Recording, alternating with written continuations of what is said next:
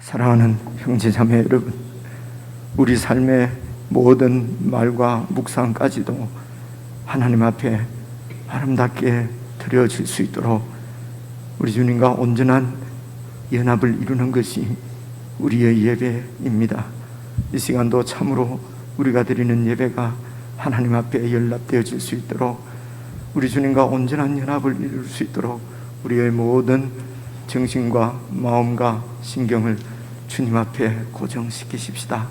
그리고 주님과 함께 존귀하신 하나님 아버지 앞으로 우리 함께 나아가십시다.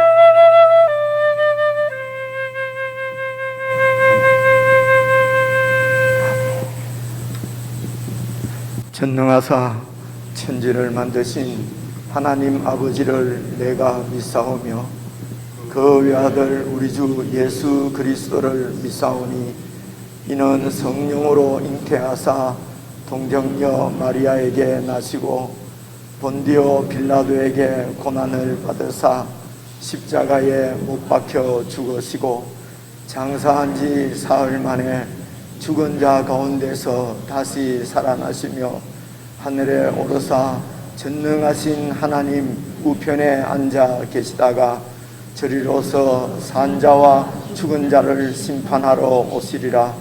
성령을 믿사오며 거룩한 공예와 성도가 서로 교통하는 것과 죄를 사하여 주시는 것과 몸이 다시 사는 것과 영원히 사는 것을 믿사옵나이다. 아멘. 아멘.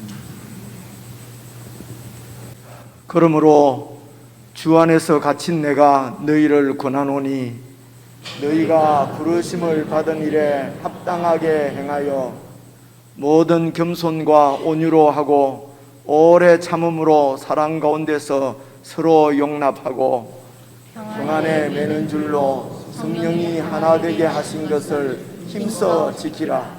몸이 하나요 성령도 한 분이시니 이와 같이 너희가 부르심의 한 소망 안에서 부르심을 받았느니라. 주도 한 분이시요 믿음도 하나요 세례도 하나요 하나님도 한 분이시니 곧 만유의 아버지시라. 만유 위에 계시고 만유를 통일하시고 만유 가운데 계시도다. 아멘.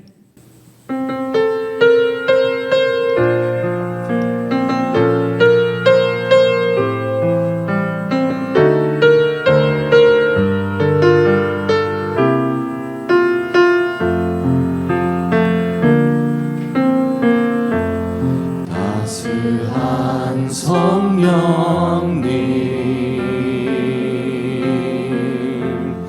마음으로 보내 내 몸을 감싸며 주어지는 평안함 만족함을 느끼네. 부르신 곳에서 나는 예배하네. 어떤 상황에도 나는 예배하네. 부르신 곳에서 나는 예배하네. 어떤 상황에도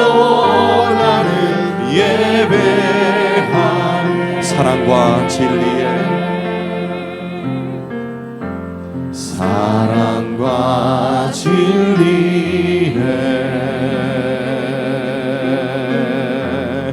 한 줄기 빛 보내 내 몸을 감싸며 주어지는 평안함 그 사랑을 느끼네 부르신 곳에서 나는 예배하네 어떤 상황에도 나는 예배하네 부르신 곳에서 나는 예배하네 어떤 상황에도 나는 예배하네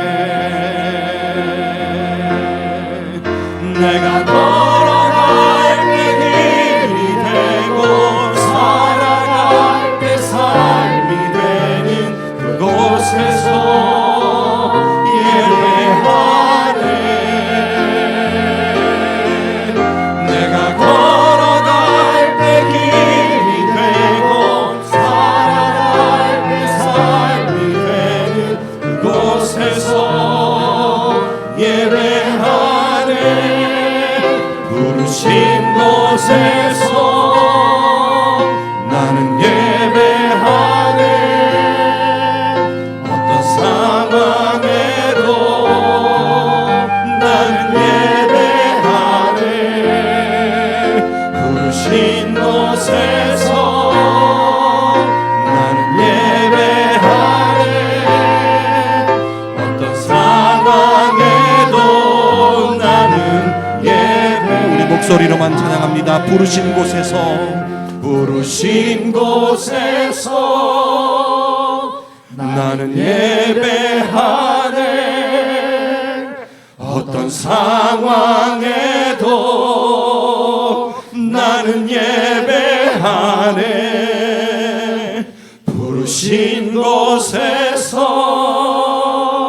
나는 예배하네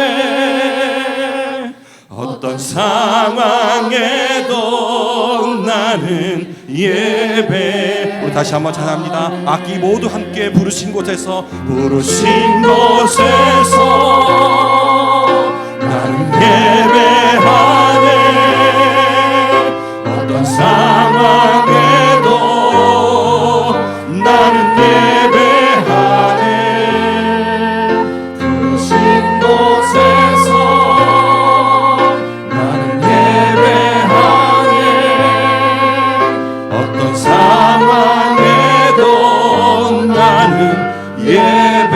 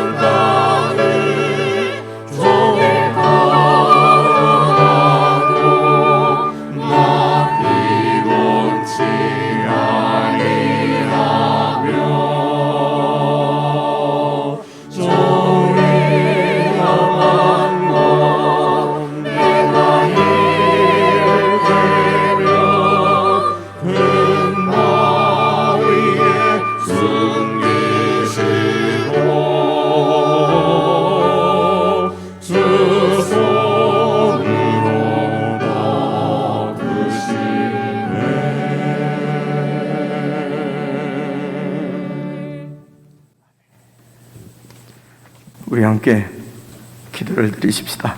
먼저 하나님 앞에 많은 감사를 드렸으면 좋겠습니다. 우리가 하나님 앞에 나와서 이렇게 예배를 드릴 수 있는 것, 순전한 주님의 은혜임을 감사를 드리십시다. 은혜로 구원받은 우리들이 우리의 어떤 공로나 우리의 어떤 선함으로 우리의 어떤 의로움으로 주님 앞에 나온다면 누가 주님 앞에 설 수가 있겠습니까? 오직 주님을 의지해서 이렇게 아름다운 찬양을 확신 있게 하나님 앞에 드릴 수 있도록 우리를 구원해 주신 하나님께 감사를 드리고, 정말로 우리가 어떤 상황에서도 예배의 삶을 살 수 있도록 늘 깨어있게 해주십시오. 이 땅에 처한 우리의 현실에 속지 아니하고 그리스도와 함께 우리에게 이미 임한 하나님의 은혜 가운데 있는 우리의 실체를 늘 보게 하시고, 우리의 주 되셔서 우리를 인도하시는 주님을 볼 수 있는 믿음의 눈을 늘 열어주셔서 어떤 상황에서도 예배의 삶을 삶으로 우리를 사랑하신 주님이 우리를 통해서 세상 가운데 영광스럽게 드러나는 주님의 통치가 참으로 영광스럽게 세상에 증거되어지는 그런 참 복된 삶을 우리 모두가 살 수 있도록 주님 우리와 늘 함께 해주시고, 우리는 늘 주님을 주목하며 믿음으로 살게 해 주시옵소서. 우리 합심해서 함께 기도하시겠습니다.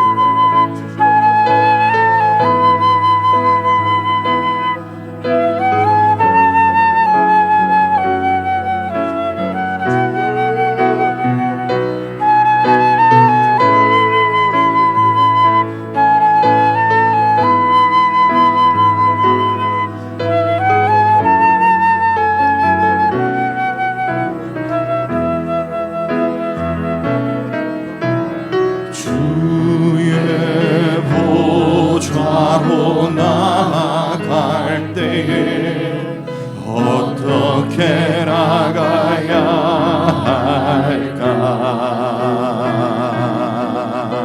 나를 구원한 주의 십자가, 그것을 믿으며 가네. 주의 보좌로 나갈 때에, 주의 보좌로 나갈 때에 나 여전히 부족하나.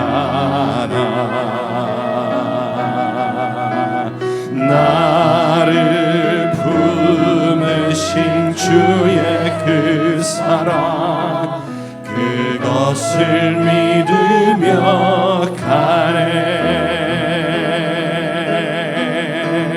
자격 없는 내 힘이 아니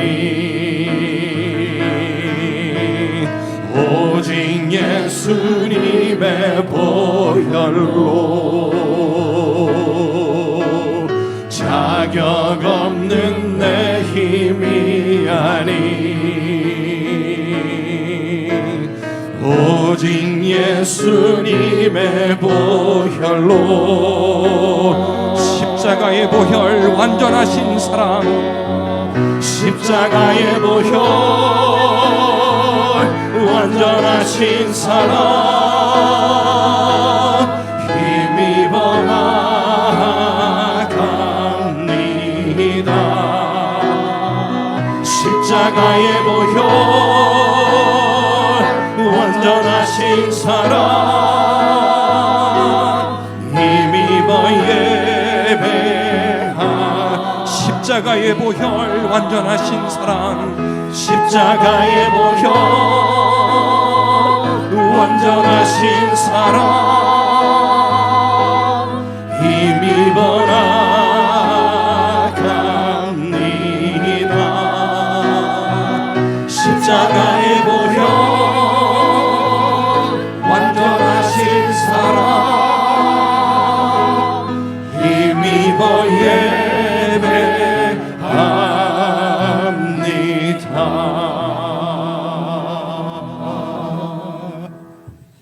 하나님 아버지, 참으로 불의하고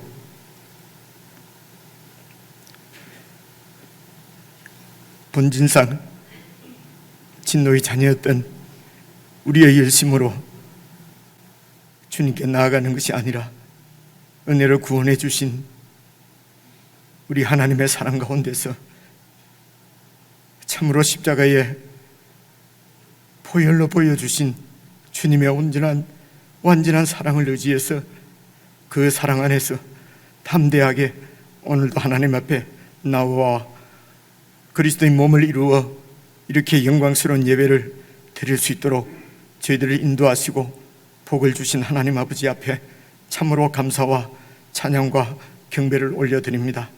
아버지 하나님, 이 시간에도 하나님께서 저희들에게 하늘의 은혜로 충만케 하여 주셔서 우리의 모든 삶이 하나님 앞에 아름다운 예배로 올려 드려질 수 있도록 주님과 온전한 열합을 이루어 살아갈 수 있도록 성령 하나님, 저희들 가운데 충만히 역사해 주시고 저희들과 늘 함께 해 주시기를 간절히 기도합니다. 저희들을 깨워주시고 눈을 열어주시고 우리의 마음을 부드럽게 하셔서 늘 주님의 말씀을 사모하고 말씀 가운데 우리의 삶의 길을 찾으며 말씀 안에서 주의 뜻을 발견하고 주님의 뜻에 순종할 수 있도록 주님 앞에 주님을 의지하며 늘 주님 앞에 신실하게 살아 참으로 하늘의 복을 누리며 살아가는 저희들 모두가 될 수 있도록 복을 다하여 주시옵소서. 이 은혜로 주님 한 주간도 살았고 이 시간에도 주님 앞에 섰는 줄로 믿습니다. 하나님 앞에 참으로 감사하며 아버지 앞에 드리는 모든 자녀들의 기도와 찬양과 예물을 주님께서 받아주시고 우리도 이 땅 위에서 참으로 하나님의 선물로 살아갈 수 있도록 우리가 만나는 사람들마다 처하는 환경마다 하나님께서 함께 해주셔서 우리가 주님의 대사인 줄로 늘 생각하고 참으로 평화의 도구로 화평의 도구로 주님 앞에 잘 쓰임받는 저희들이 삶이 될 수 있도록 성령으로 늘 충만케 해 주시옵소서. 저희들의 가정과 저희들의 가족들도 이런 은혜를 함께 누리기를 원합니다. 선하신 하나님의 은혜가 섭리 가운데 성도들의 가정에 임하셔서 성도들의 가정에 복을 주시고 주님께서 통치하시는 천국 가정으로 주님 앞에 세워지는 놀라운 은혜가 가정가정마다 있게 해 주시옵소서. 우리 주 예수 그리스도의 이름으로 기도드리옵나이다. 아멘. 주여 아버지,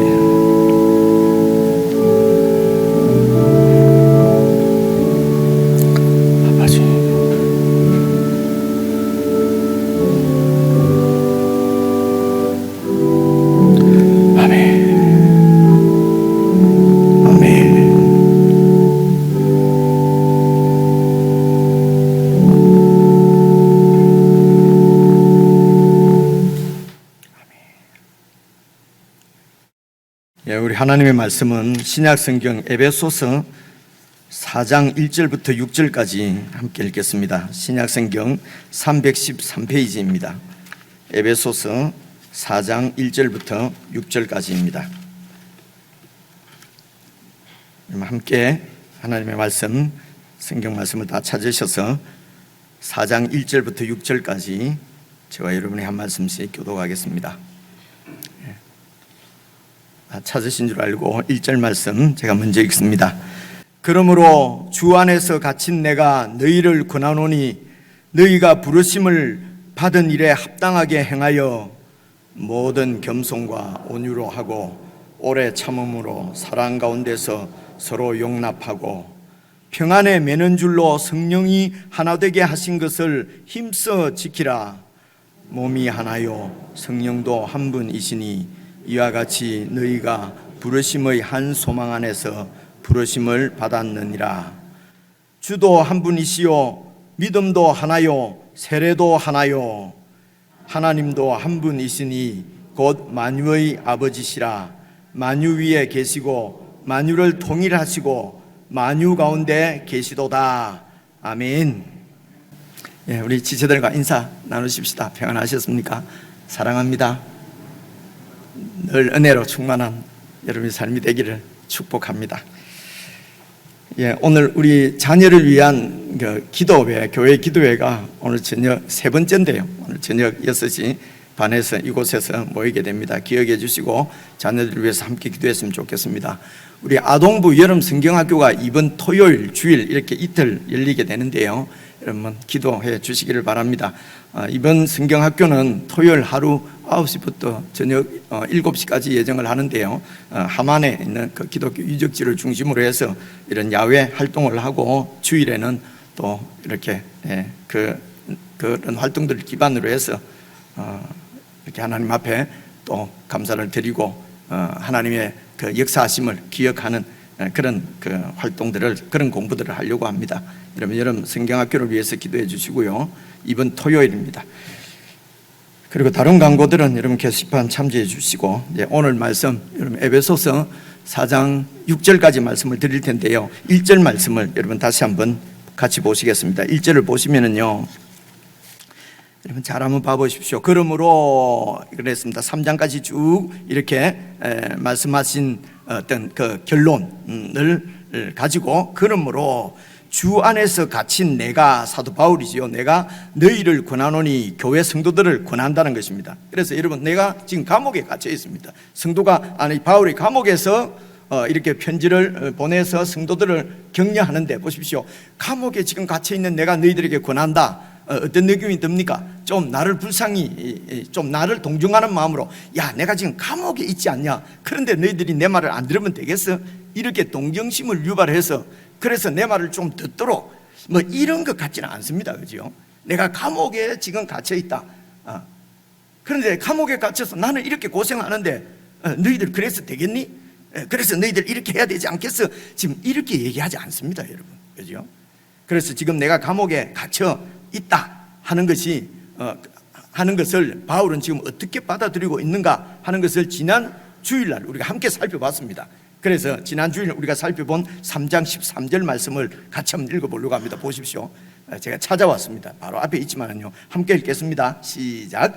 그러므로 너희에게 구하노니 너희를 위한 나의 여러 환난에 대하여 낙심하지 말라. 이는 너희의 영광이니라. 내가 지금 복음을 전하다가 지금 감옥에 갇혀 있는 것이 너희의 영광이라는 것입니다. 바울은 진실로 그것을 영광으로 생각합니다. 여러분, 이 부분을 제가 여러 번 말씀드린데 이런 부분을 깊이 좀 묵상하시면 좋겠어요. 왜 그러냐면 복음이 영광이기 때문에 그렇습니다. 그래서 이 세상에 어떤 좋은 것, 어떤 위대한 것, 어떤 영광스러운 것, 이 세상에 어떤 영광하고도 비교 자체가 지금 불필요합니다. 비교할 수 없는 영광을 지금 바울은 보고 있고 가지고 있고 누리고 있다는 것입니다. 여러분, 복음이 왜 이렇게 이 세상 어떤 영광과도 비교할 수 없는 영광이 되겠습니까? 이 복음의 영광은 하나님께 속한 영광이기 때문에 그렇습니다. 여러분, 이 땅에 있는 모든 영광들, 좋은 것들은요 다 사라집니다. 어쩌면 우리의 현실 삶에서는요, 이런 세상의 영광을 누리려고 하면은 불의를 저지르지 않고는 어려운 때가 참 많이 있습니다. 경쟁해서 다른 사람을 쓰러뜨리지 않고는 누릴 수 없는 영광이 대부분입니다. 그러나 이 복음의 영광은 하나님께 속한 영광이거든요. 이것을 지금 바울은 보는 것입니다. 이 복음 때문에, 이 복음을 전하다가, 이 복음을 살다가 지금 내가 핍박을 당하고 환난을 당하고 감옥에까지 갇혀 있다. 너무도 영광이다. 지금 이렇게 얘기를 하는 것이거든요. 거기에다가 이 사도 바울은 나는 이 복음을 전할 수 있는 그런 영광을 누릴 수 있는 존재가 아니다. 나는 그런 사람이 아니라는 것입니다. 왜 그렇습니까? 바울은 이 복음을 적대하던 사람이었습니다. 이 복음을 핍박하던 사람이었어요. 복음의 대적자였습니다. 여러분, 그죠? 이런 복음의 대적자였는데 이런 나를 하나님께서 구원하셔서 나에게 이 복음을 전할 수 있는 영광을 주신 것은 이거는 감당할 수 없는 은혜요 영광이라는 것입니다. 이 얘기가 지금 여러분 바로 3장 7절 8절에 이어서 나오거든요. 한번 봐보십시오. 제가 읽어볼게요. 이 복음을 위해서 하나님의 능력이 역사하시는 대로 하나님께서 자기에게 능력이 역사하신다는 거죠. 그리고 내게 주신 그 하나님의 은혜의 선물이다. 내가 이 복음 사역자가 된 것은. 그래서 내가 복음의 일꾼이 되었노라. 8절입니다. 내가 왜 이렇게 감동하고 감격하는가? 모든 성도 중에서 지극히 작은 자보다도 더 작은 납니다. 겸손이 아닙니다. 바울은 성도 축에도 들지도 못한 사람이었어요.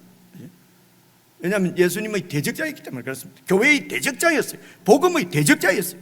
이런 나에게 이 은혜를 주신 것은, 이 복음을 받아 누리고 복음을 전할 수 있는 이 은혜를 주신 것은 나 같은 것도 이런 은혜를 받아서 누릴 수 있는 청량할 수 없는 그리스도의 풍성함, 이 그리스도의 풍성함이 바로 나 같은 사람도 이 복음의 사역자로, 복음의 일꾼으로 불러주신 이 청량할 수 없는 그리스도의 풍성함을 너희들도 받아 누리도록 내가 너희에게 전하는 이것, 그렇죠? 너희들에게 이 복음을, 여러분들에게 이 복음을 전할 수 있는 것은 나에게는 그래서 나 같은 사람도 구원한 하나님의 은혜, 이 복음이 여러분들은 충분히 구원할 수 있다는 것입니다. 그렇죠? 나 같은 이런 사람도, 이런 대적자도, 이런 죄인도 이 영광을 누리게 하시는 복음, 이 복음의 영광이 여러분들 이방인들 전혀 하나님하고 관계없이 살았던 외인이요 언약의 밖에 있던 사람이고 그리스도 밖에 있던 너희들도 이 복음을 듣고 믿고 받으면은 이 영광을 누릴 수 있다는 것입니다. 그러면 이 복음이 도대체 어떤 것이기 때문에 이런 영광을 누릴 수가 있습니까? 그게 바로 3장의 그 앞에 6절에 나와요. 그렇죠? 지난 주일날 다 살펴본 말씀입니다. 이는 이방인들이, 하나님하고 전혀 관계없는 이방인들이, 지금 바울은 하나님 나라의 그 사람으로서, 이스라엘 백성으로서 하나님을 섬기면서 평생을 살아왔는데, 그렇죠? 그런데도 이 복음의 대적자였어요. 그런데 이 이방인들은 아예 복음 자체를 모르고 살았던 사람들입니다.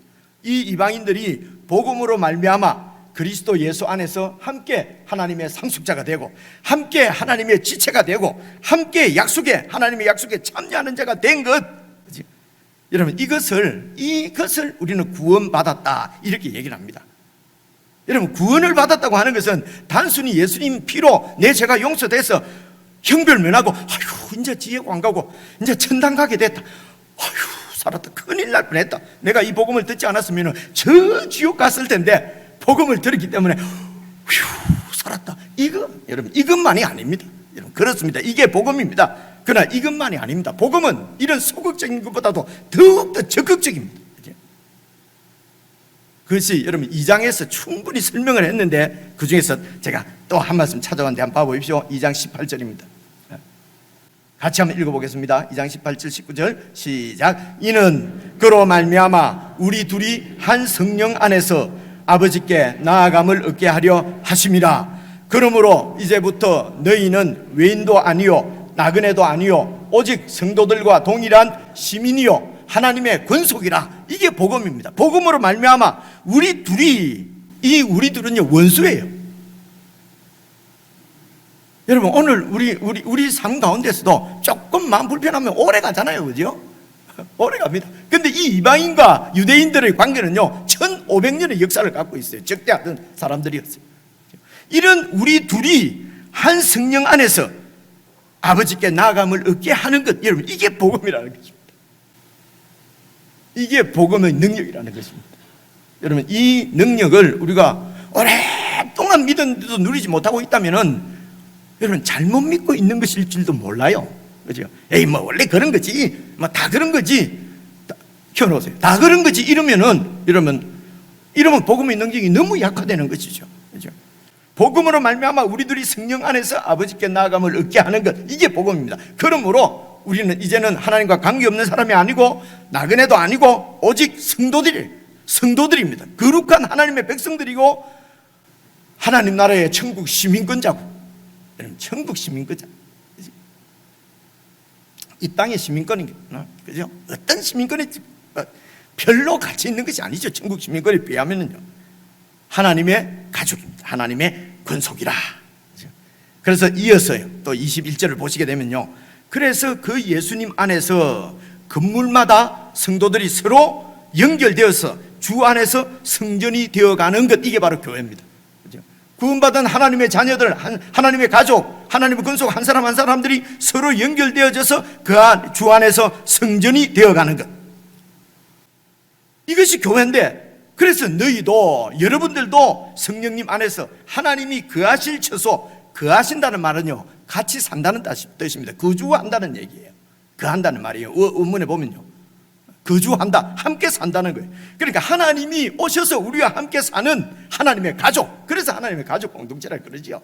하나님의 가족, 하나님이 거하실 처소가 되기 위해서 누가요? 저와 여러분이요, 하나님이 우리와 함께 하시는 그런 가족 공동체로 세워지기 위해서 그리스도 예수 안에서 함께 지어져 가고 있는 것, 이것이 바로 교회입니다. 그래서 우리는 지금 구원받아서 교회로 지어져 가고 있는 것입니다. 이 교회는 하나님이 거하시는, 거주하시는, 함께 하시는 가족 공동체입니다. 그래서 이 교회를 예수 그리스도를 몸으로, 머리로 한 예수 그리스도의 몸이다, 이렇게 한 연합된 한 공동체다, 이제 이렇게 표현을 하는 것입니다. 여러분, 교회는 예수 그리스도의 몸입니다. 그 몸의 머리는 예수 그리스도십니다. 저와 여러분은 이 교회의 지체들입니다. 멤버들입니다. 그죠? 이점에서 지금 3장까지가 이제 약간 교리적인 것이고요, 4장부터는 실제적인 우리의 삶을 권면하는 말씀인데요, 이쯤에서 1장부터 3장까지를 한번 복습해 보려고 합니다. 낙심이 되죠, 갑자기. 그죠? 또 무슨 말을 길게 하려고 그러나, 그 복습을 하는데 요점만 1장의 요점은요, 1장의 요점은 바로 이 말씀입니다. 1장 10절입니다. 봐보십시오. 같이 한번 읽어보겠습니다. 시작. 하늘에 있는 것이나 땅에 있는 것이 다 그리스도 안에서 통일되게 하려 하시는 것, 1장에 나오는 하나님의 뜻입니다. 이 세상을 창조하시기 전부터 하나님 마음속에 갖고 있었던 하나님의 뜻은 하늘에 있는 것이나 땅에 있는 것이나 땅 아래에 있는 것이나 모든 것들이 다 그리스도 안에서 통일된 공동체, 통일 왕국을 이루게 하시려고 하는 것이 하나님의 뜻이었습니다. 여러분, 이게 하나님의 뜻이라니까요. 이것을 우리가 어떻게 알 수가 있겠습니까? 하나님의 계시가 아니고는 알 수가 없습니다. 이 바울도 이 사실을 몰랐어요. 성경학자였어요. 구약 성경의 선생이었어요. 그런데도 몰랐습니다. 그런데 다메섹 도상에서 예수 그리스도를 만났습니다. 그분이 계시해 주셨습니다. 보여주셨습니다. 알려주셨습니다. 그래서 하나님의 뜻이 이것이구나. 그래서 이 통일 공동체, 통일 국가를 이루시기 위해서 어떤 방법을 쓰셨습니까? 하나님께서 그것이 바로 예수 그리스도를 통해서 구속, 다시 되찾으시는, 자기 것을 되찾으시는 방법이었습니다. 이게 2장에 나오는 얘기입니다. 2장 4절부터 보시겠습니다. 이게 그 얘기입니다. 긍휼이 풍성하신 하나님이 우리를 사랑하신 그 큰 사랑을 인하여서 죄와 허물로 죽은 우리를 그리스도와 함께 구원하셨고 살리셨고, 그래서 가로 열고 너희는 은혜로 구원을 받았다. 너희들의 선한 행실로, 너희들의 공로로 받은 것이 아니고 순전한 하나님의 은혜로 구원을 받았는데, 그것이 뭡니까? 그리스도와 함께 살리신 것입니다. 그리스도를 믿는 자를 구원한 것입니다. 그리고 그리스도와 함께 부활시키셨습니다. 함께 일으키사, 그리고 그리스도 예수 안에서 함께 하늘에 앉히셨습니다. 이게 저와 여러분의 실체입니다. 이게 영적인 실체예요. 보이지 않는 실체입니다. 우리가 이 땅에 살고 있지만 우리는 예수님과 함께 구원받고 부활하고 중생해서 그리스도 예수 안에서 예수님과 함께 하늘에 앉았다. 하늘에 앉았다는 말은요, 왕권을 갖고 있다는 얘기입니다. 통치권을 갖고 있다는 거예요. 원래 하나님께서 창세기 1장에서 사람을 지으시고 그들에게 모든 만물을 다스리라고 명하셨습니다. 통치권자로 사람들을 만드신 것이죠. 실패했죠. 실패했습니다. 그런데 이제 예수님 안에서 우리를 구원해서 예수님과 함께 이런 왕권을 행사하도록, 예수 그리스도의 왕권은 이 세상을 섬기는 것이었습니다. 이제 우리가 예수님과 함께 하늘에 앉아서 왕권을 가지고 이 세상을 섬기는, 어떻게 섬깁니까? 통일 왕국, 통일 공동체를 이루시려고는 하나님의 뜻을 이루시기 위하여 예수님께서 이 땅에 오셔서 십자가를 지시고 부활하셨습니다. 그 예수님과 함께 우리도 그 통일 왕국, 통일 공동체, 하나님의 뜻을 이루어드리도록 함께 예수님과 함께 왕권을 행사하는 사람입니다. 그래서 여러분 베드로서 2장입니까? 베드로전서 2장에는 너희는 왕같은 제사장이요, 예수 믿는 모든 사람은 다 왕같은 제사장이라고 얘기를 하는 것입니다. 성경 어디에도 목사를 제사장이라고 하진 않습니다. 장로를 제사장이라고 안 해요. 신약 성경에서는요. 그죠? 구약 성경에도 마찬가지입니다. 구약 성경에는 뭐 목사, 장로가, 신약에 그런 게 없었잖아요. 그죠? 그래서 여러분, 이 보이지 않지만은 우리의 진짜 실체는 예수님과 함께 왕권을 행사하는, 예수님과 함께 하늘에 앉은 사람들입니다. 이런 보이지 않는 실체를 볼 수 있게 하는 것이 믿음입니다. 그래서 우리가 믿음의 눈을 열고 우리의 실체를 볼 수 있으면 좋겠다는 것입니다. 그렇죠? 그래서 이 믿음의 근거는 무엇입니까? 하나님의 말씀입니다.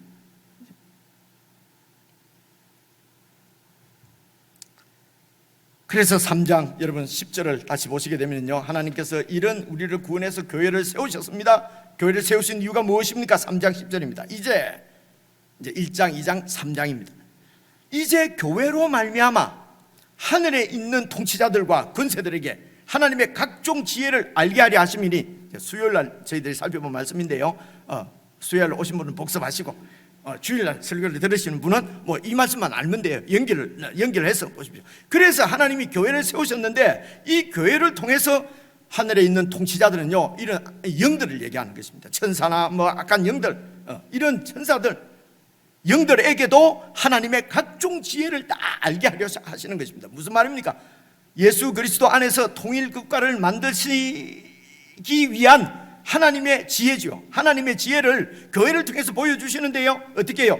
예수 그리스도를 머리로 해서 그의 예수님의 몸을 세워서 그 교회, 그래서 몸인 교회를 세우시고 그 교회와 함께 만물을 섬기는 예수 그리스도의 왕권 을 통해서 이 하나님의 통일 공동체를 이루시는 이 하나님의 지혜를, 각종 하나님의 지혜를 교회를 통해서 세상 가운데 보여주신다는 것입니다. 이게 하나님의 뜻입니다. 그래서 이 하나님의 뜻을 우리가 보지 못하면 아이고 우리가 어떻게 하나님의 지혜를 세상 가운데 보여낼 수가 있을까? 그죠? 그래서 우리는 낙심합니다. 아이고 그 뭐 성경은 그렇게 나와도 우리하고는 별로 관계없는 말씀이다. 목사를 보나 장로를 보나 그죠? 오래 다닌 사람을 보나 다 저 꼴인데 저 모양인데, 성경은 그렇게 말해도 하나님의 뜻이 그렇게 되는 건 아닌 것 같아. 여러분, 이게 여러분 이런 것을 불신이라고 하는 것입니다. 이걸 복음의 대적자라고 부르는 것입니다. 이게 하나님을 믿지 않는 것이죠. 하나님의 이 장대한 계획, 인류 역사 가운데 나타난 이 하나님의 놀라운 계획을, 그리고 그 계획을 이루어 가시는 하나님의 위대하신 역사를 부정하고 부인하는 거지 않습니까? 예수님을 십자가에 다시 못 박고, 이 히브리서에 나오는 말씀이거든요. 예수님의 이 십자가의 구속의 사역을 다 헌신짝같이 버려버리고,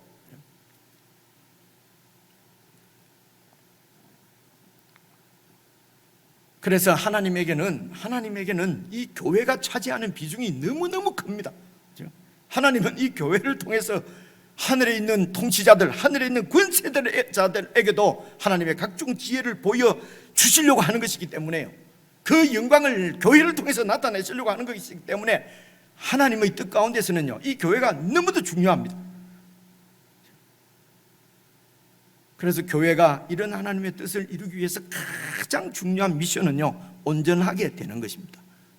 무슨 큰 일을 벌리는 것이 아닙니다. 어떤 사역을 하고 일을 하는 것이 아닙니다. 교회의 온전함을 보여내는 것, 그것이 참으로 중요합니다.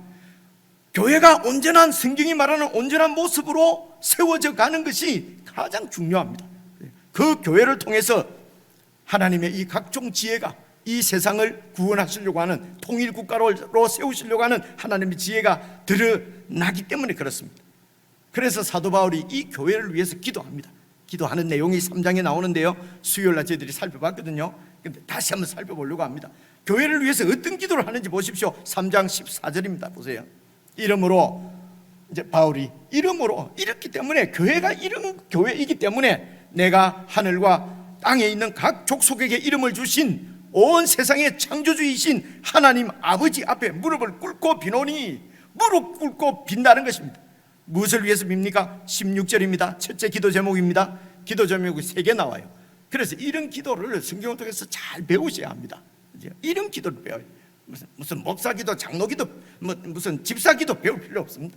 성경이 말하는 이 기도를 배워야 되는 것입니다. 그죠? 그래서 내가 무릎을 꿇고 하나님 아버지께 내가 기도하노니, 비노니 3장 16절, 그의 영광의 풍성함을 따라서 그의 성령으로 말미암아 너희 속사람을 능력으로 강건하게 해 주옵소서. 성도들의 속사람이 강건해지도록, 성도들의 속사람을 강건하게 해 주옵소서. 여러분, 우리의 속사람이 강건하기 위해서 여러분 어떤 일들을 하십니까? 어떤 계획들을 세우시고 어떤 삶을 살아가십니까? 속사람의 강건함을 위해서요. 우리가 육신의 건강이나 이 땅에 사는 삶의 무슨 복이나 이런 데 대해서는 얼마나 마음을 관심을 많이 갖는지 모릅니다. 그죠? 그래서 육신의 이런 강건함을 위해서 공부도 하고 운동도 하고, 그죠? 그래서 운동한다고 예배 못 하고, 그죠? 무슨 처세술 배운다고 해서 성경 못 읽고요. 그죠? 세상에 인맥 쌓기 위해서 세상에 이런 세상 그 사람을 강하게 하기 위해서 세상에 인맥 산다고 교회의 몸된 역할을 다 그냥 버려버리고, 그래서 서로 우리가 위해서 기도할 것은 이 땅에서의 축복, 이 땅의 그 사람의 어떤 화려함, 그 사람을 단정하는 것, 적어도 그것만큼은 속사람의 강건함을 위해서 기도하고, 속사람의 강건함을 위해서, 우리의 영혼의 강건함을 위해서 준비하고, 성경을 읽고 기도를 하고 하나님과 같이 친하게 지내고, 그죠? 이런 영적인 이런 그 하나님과의 관계에 우리가 더 많은 관심을 갖도록 지금 그렇게 기도를 하는 것입니다.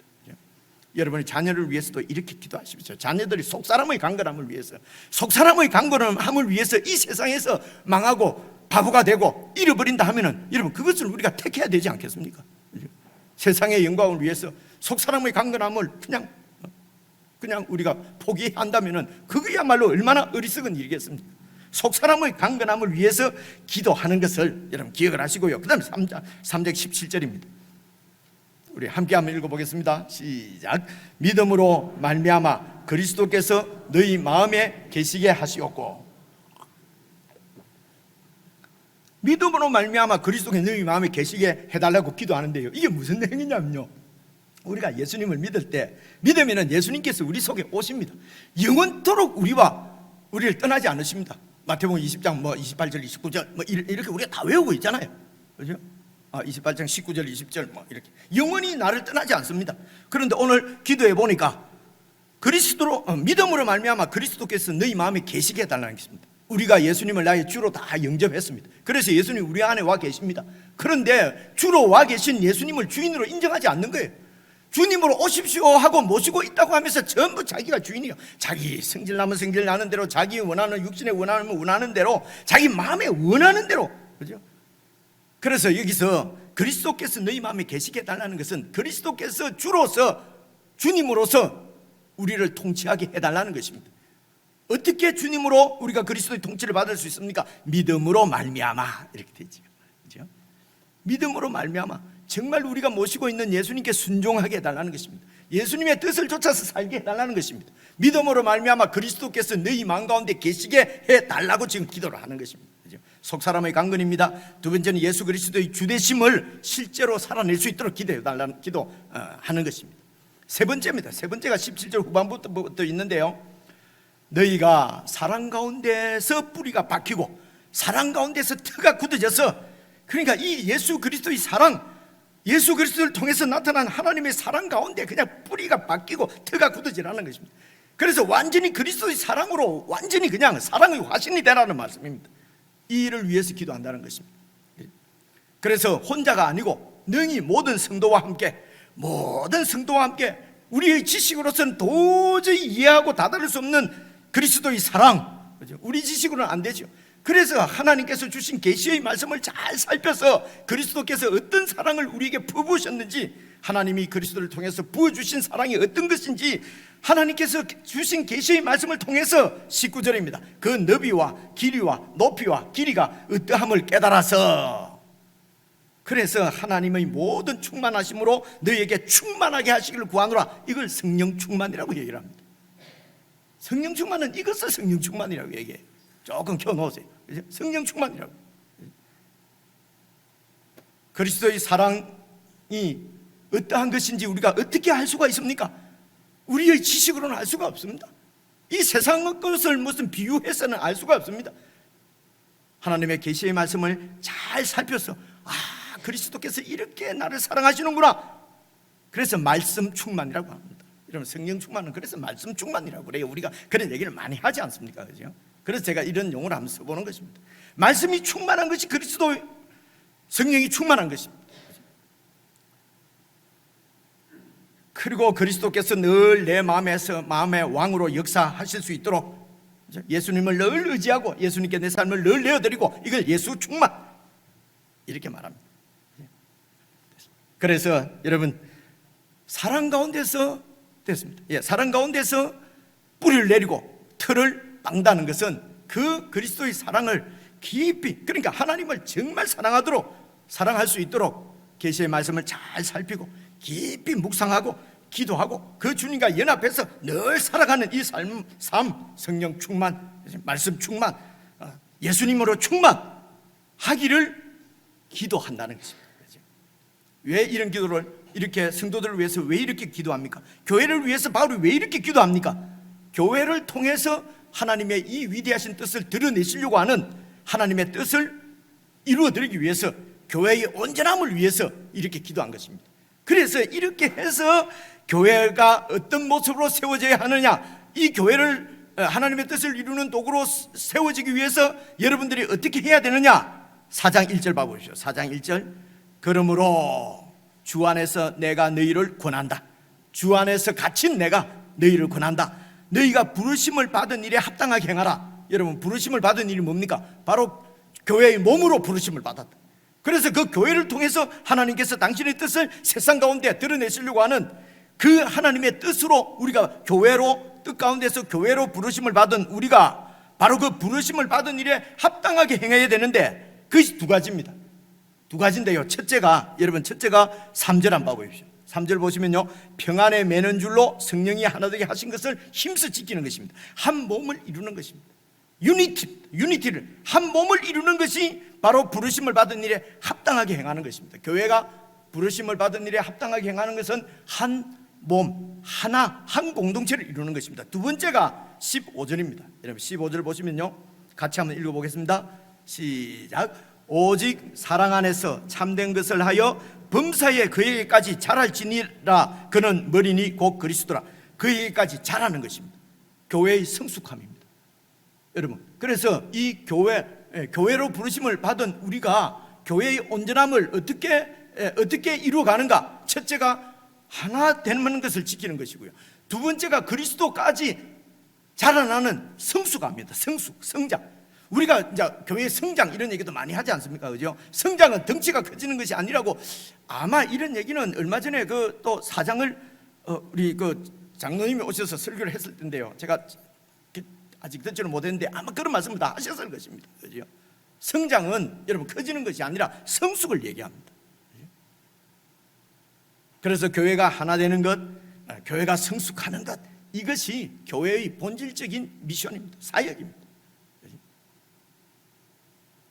그래서 오늘은 이 하나 되는 것만 살펴보고 끝내고, 이번 수요일 날 이제 또 이게 성장하는 부분을 지금 살펴보려고 합니다.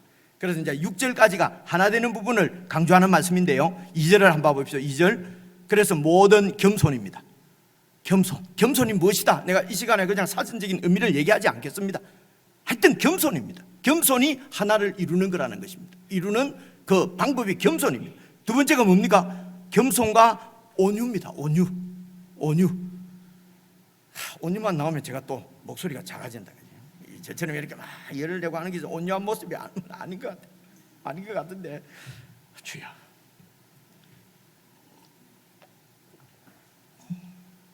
어제도 누가 제보고 또 세다는 거예요. 어제가 아니고 그제구나. 그래서 내가 겉으로는 세 보여도 마음은 온유한 사람이요 이러고 내가 말한데, 겸손과 온유입니다. 겸손과 온유. 그리고 3절, 이어서 보십시오. 오래 참음으로 사랑 가운데서 서로 용납하고, 세 번째는 용납입니다. 여러분, 용납, 서로 용납하는 거예요. 서로 용납. 어떻게 서로 용납합니까? 봐보십시오. 오래 참음으로 사랑 가운데 있습니다. 그래, 오래 참는 것은요, 우리가 막 어려운 일이 있는 거 오래 참고, 내가 이렇게 힘든 인생, 이런 힘든 환경 내가 오래 참고, 뭐 그것도 오래 참는 거지만은, 성경에서 오래 참는다 할 때는 다 상대방을 용납하기 위해서 기다려주는 것을 오래 참음이라고 그래요. 오늘 말씀도 마찬가지지 않습니까? 오래 참음으로 뭐 하라는 것입니까? 서로 용납하라는 것이죠. 그래서 서로 용납하는 것이 이게 주어입니다. 그죠? 서로 용납하는데 어떻게 서로 용납합니까? 오래 참음으로 상대의 이런 문제를 오래 참으라는 것입니다. 그죠? 하는 거 보니까 진짜 참, 내가 3번 참았는데, 3번 참고 안 참으면 안 참은 거예요, 그거는. 그죠? 근데 3번 참았단 말을 하지 마세요. 그죠? 어제 믿었는데 오늘 내가 안 믿는다 그러면 안 믿는 거예요. 어제까지 내가 잘 믿었다 이런 소리 하지 마세요. 아주 어리석습니다. 그죠? 그런 얘기는 정말 조롱받을 만한 소리입니다. 그죠? 어제까지 잘 믿었는데 오늘 안 믿으면 안 믿는 것이고요. 3번 참았는데 4번째 터뜨리면 참은 것이 아니에요. 그죠? 그래서 서로 용납, 목사님 보고만 자꾸 용납하라 하지 마세요. 서로 용납하는 것이에요. 그죠? 용납 이런 거 나오면 조금 목사만 쳐다보고, 그죠? 용납 하나. 이 교회는 용납이 없어요. 이 교회는 사랑이 없어요. 그래, 나는 어느 교회 다니는 사람인가? 좀 특정로 교회 사람인가? 보면 이 교회 나오네요. 아니, 우리 이 교회는 어떻고 이 교회는 어떻고. 그래, 물어보고 싶어요. 형제님은 어느 교회 다닙니까? 종종 듣습니다. 목사님, 이 교회는 왜 이렇습니까? 속으로, 너무 교회 생각하지 말고 당신 교회 가세요. 이 교회 걱정은 나한테 맡기고, 예수님께 맡기고. 안 그렇습니까? 근데 보면 이 교회 교인이야. 그러니까 이런 엉터리 같은 신앙생활을 한다는 것입니다. 교회가 무엇인지를 모른다는 것입니다. 그러므로 교회가 무엇인지를 모르는 구원은 다시 한번 생각을 해보셔야 합니다. 진짜로 구원을 받은 것인지, 그죠? 생각을 해보셔야 된다는 것입니다. 그리고 사랑 가운데 있습니다. 사랑 가운데서 서로 용납하는 것입니다. 그렇게 하고 3번째가 평안을 매는 줄로 성령이 하나 되게 하신 것을 힘써 지키라. 그러니까 제가 겸손과 온유를 나눴는데요, 모든 겸손과 온유, 또 하나는 서로 용납, 그리고 힘써 지키는 것입니다. 하나 되는 것을. 그래서 우리의 삶의 모든 기준은 이것이 하나를 깨뜨리는가 깨뜨리지 않는가, 그것을 가지고 판단하고, 그렇죠? 그렇게 힘써 지켜가라는 것입니다. 이유가 뭡니까? 4절부터입니다. 4절부터 6절까지 같이 읽겠습니다. 4절부터 시작. 몸이 하나요 성령도 한 분이시니 이와 같이 너희가 부르심의 한 소망 안에서 부르심을 받았느니라. 주도 한 분이시요 믿음도 하나요 세례도 하나요 하나님도 한 분이시니 곧 만유의 아버지시라. 만유 위에 계시고 만유를 통일하시고 만유 가운데 계시도다. 결론입니다. 여러분, 복음을 깊이 묵상을 하셔야 합니다. 그래서 복음을 늘 묵상하셔야 복음 가운데 나타난 하나님의 은혜가 어떤 것인지, 하나님의 교회가 어떤 것인지, 그리스도의 몸이 어떤 것인지 이것을 잘 묵상을 하셔서, 그죠? 복음의 영광이 우리 가운데 가득 찰 수 있도록 복음을 깊이 묵상하는 저와 여러분 되었으면 좋겠습니다. 2번째가 겸손과 온유가 도대체 어떻게 하는 것인지, 서로 용납하기 위해서 오래 참고 사랑 가운데서 용납하는 것이 어떤 것인지, 그것은요 매일 하나님 말씀을 우리가 묵상하면서 주님 오실 때까지 배워가야 되는 주제인 것입니다. 그래서 제가 무슨 단의 뜻을 얘기하지 않으려고 하는 것입니다. 여러분, 오늘도 말씀을 묵상하시고 오늘 설교 가운데서도 겸손이 무엇인지 온유가 무엇인지 하나 되게 하기 위해서 나에게 주시는 하나님의 말씀이 무엇인지, 내가 순종하고 따라야 될 말씀이 무엇인지 매일 말씀을 묵상하셔서 여러분, 그렇게 해서 그 말씀에 순종해서 하나됨을 이루려고 하시는 여러분들의 작은 몸집들이 그렇게 해서 하나님께 예배로 다 드려지는 것입니다. 산제물로 드려지는 것입니다. 그래서 우리의 모든 삶들이 정말 하나님 앞에 드려지는 참 예배자로, 하늘에 속한 정말 행복한 사람, 이 땅에 뭐 행복이 아니라 하늘에 속한 그런 참 행복자로 여러분 복되게 살아가는 저 여러분 다 될 수 있기를 주님의 이름으로 축원합니다. 기도하겠습니다. 하나님 아버지, 저희를 교회로 불러주시고 주님의 몸으로 불러주셔서 구원해 주신 것을 감사를 드립니다. 아버지 하나님, 이 영광스러운 복음을 저희들이 깊이 묵상하고 이 복음 가운데 나타난 영광을 온전히 나의 영광으로 취하여서 세상에 물들지 않고 세상의 유혹에 넘어지지 않고 정말 복음의 영광을 위해서 복음을 살아내고 복음을 전하는 복음 증거자로서 우리 모두가 살아갈 수 있도록 계속해서 은혜를 베풀어 주시고 이 복음의 영광을 위해서 주님께서 하나 되게 해주신 것을 힘써 지켜 사랑이 충만한 하나님의 공동체가 될 수 있도록 저희 교회에 복을 내려 복을 다하여 주시옵소서. 우리 주 예수님 이름으로 기도드리옵나이다. 아멘.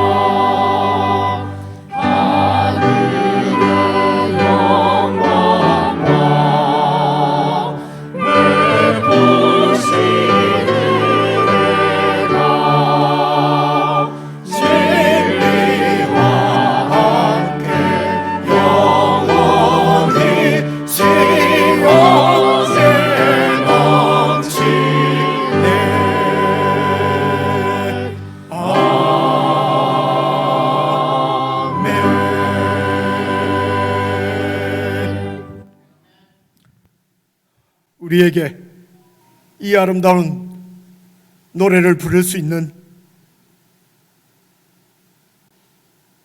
이 영원한 찬양을 하나님 앞에 부를 수 있도록 우리를 구원해 주신 예수 그리스도의 은혜와 영원한 언약 가운데 저희들을 불러주셔서 하나님의 뜻을 이루어드리는 도구로 쓰임받게 하신 우리 하나님 아버지의 그 크신 사랑과 우리의 눈을 순간순간 열어주셔서 복음의 영광을 보게 하시는 성령님의 함께하심, 인도하심이 이제는 이 세상에 속한 자가 아니요 예수님과 함께 하늘에 앉은 자인 것을 깨닫고 늘 이 보이지 않는 우리의 영적인 실제가 참 실체인 줄 알고 믿음으로 주님을 바라보며 복음의 영광 가운데 살아가는 모든 주님의 백성들에게 영원 무궁토록 함께해 주시기를 간절히 축원하옵나이다.